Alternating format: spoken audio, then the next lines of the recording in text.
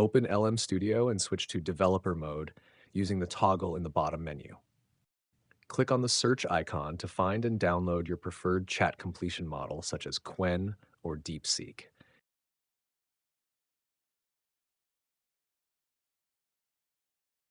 If needed, download any additional runtime libraries and select your graphics card for best performance.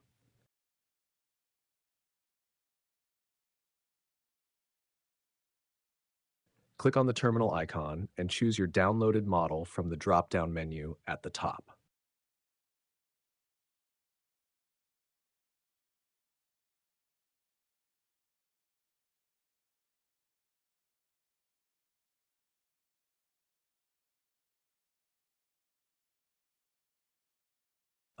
After the model is loaded, activate the server, copy the server URL, and paste it into the LM Studio settings within AI Book Writer.